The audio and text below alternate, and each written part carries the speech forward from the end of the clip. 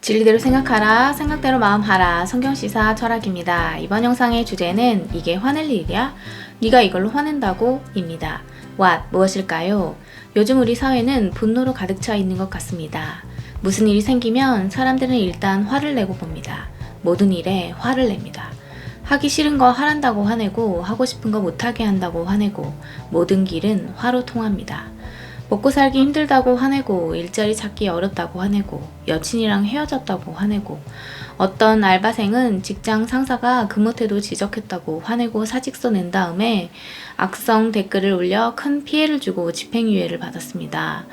정치권에서는 내 잘못을 지적한다고 화내고 나랑 생각이 다르다고 화내고 내 말 안 듣는다고 화내고 그래서 엉뚱한 일을 벌여 나라를 혼란스럽게 만들고 말았죠. Why? 왜 그럴까요? 우리 일상에 화가 많아진 이유, 모든 것에 화부터 내는 이유는 무엇일까요? 지금 화낼 상황인지 무슨 상황인지 분별하지 않고 무조건 화부터 내기 때문입니다.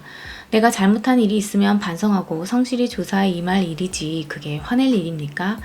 열심히 먹고 살려면 어떻게 해야 할지 무슨 일을 하고 뭘 준비해야 할지 착실히 공부하고 준비해야지 화부터 낼 일입니까?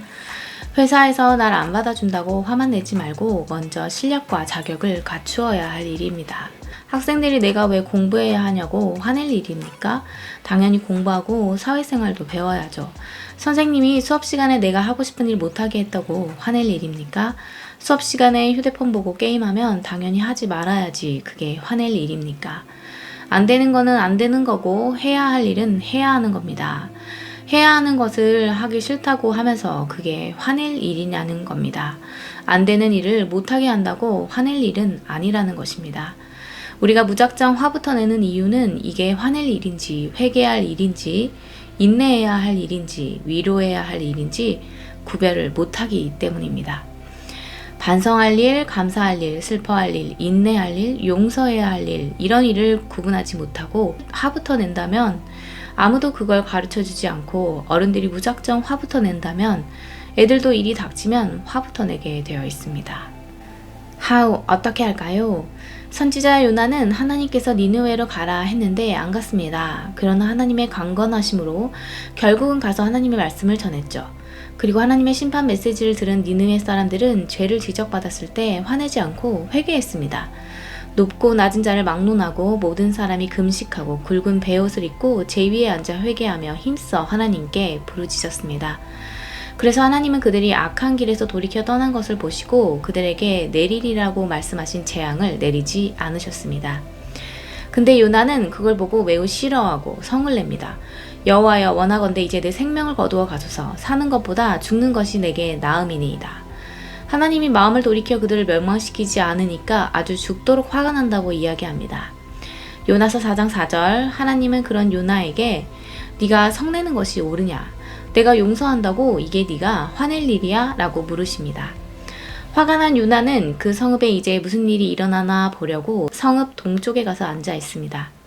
하나님이 박넝쿨을 준비하셨습니다. 요나는 날씨가 더우니까 박넝쿨로 그늘이 지니 아주 좋아했습니다. 그런데 하나님이 또 벌레를 예비해서 그 박넝쿨을 다 갉아먹게 하셨습니다. 박넝쿨이 시들어 버렸죠.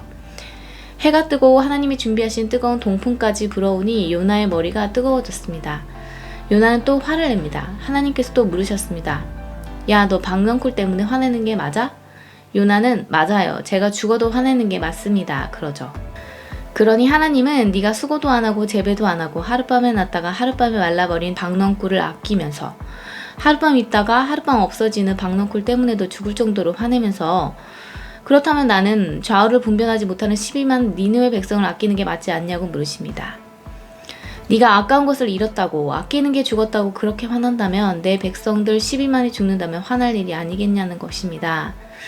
그러니 내가 어떻게 화를 내서 그들을 죽게 하겠느냐. 아끼는 것이 당연하다. 죄를 범했다고 해서 죽이는 것이 아니라 회개해서 돌아오는 것이 나의 뜻이다 라고 말씀하십니다. 요나는 하나님이 은혜가 풍성하고 더디게 노하심을 알았다면 그들에 대해 측은한 마음을 갖는 것이 맞았습니다. 하나님의 풍성한 은혜로 니느웨 백성을 용서하셨으니 나의 죄도 우리 민족의 죄도 하나님이 용서해 주실 것이라고 오히려 기뻐하고 감사해야 할 일이었습니다. 결코 화낼 일은 아니었죠.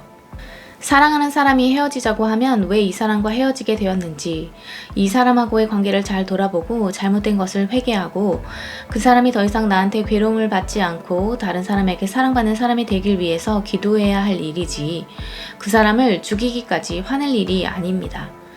애들이 잘못해서 야단 맞으면 반성할 일이지 화낼 일이 아닙니다. 죄 지은 사람이 왜 나만 처벌받냐고, 왜 나한테만 그래 하면서 화낼 일이 아닙니다. 자기가 범죄해놓고 경찰한테 잡혔다고 경찰을 위협하고 그 가족에게 보복하고 그렇게 화낼 일이 아닙니다. 반성해야 하고 처벌은 감내해야 할 일입니다. 스스로 자제 못해 제재당하고 절제 못해 통제당하는 것은 화날 일이 아니라 감사해야 할 일입니다. 모든 일에 분노하는 대신 우리 모두 절제통, 인내통, 기쁨통, 회개통, 감사통의 화를 잘 분리수거함으로 늘 승리하시기를 소망합니다.